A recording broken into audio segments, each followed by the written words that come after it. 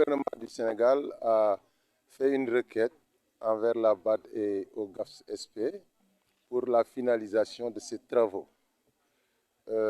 Après signature, nous sommes là pour la mise en œuvre de ce projet d'atténuation de l'impact de la COVID-19 au niveau de Kaffrine, Matam et Louga. Au niveau de Kaffrine, comme vous le savez, le PASA Loumacaf a réalisé 22 bas-fonds dominant 2575 hectares pour la riziculture et le maraîchage de contre-saison. Nous avons réalisé aussi plus de 100 km de pistes et nous avons quand même encadré plus de 129 groupes EPC, épargne pour le changement, pour l'autonomisation de la femme. Et qui dit autonomisation de la femme, dit autonomisation de la famille au niveau de la chaîne de valeur. Parce que comme vous le savez, le ménage est soutenu par la femme. Nous avons aussi d'autres réalisations, des bergeries, nous en avons, et des magasins de stockage, et sans compter les 46 fermes qu'on a réalisées au niveau du projet. Et Kaffrine, la région de Kaffrine occupe une part très importante pour ces fermes. Alors, comme vous le savez, au niveau de Kaffrine, nous avons prévu des réalisations. Nous avons prévu de réhabiliter des périmètres maraîchers, de réaliser des mini-forages pour le maraîchage de contre-saison.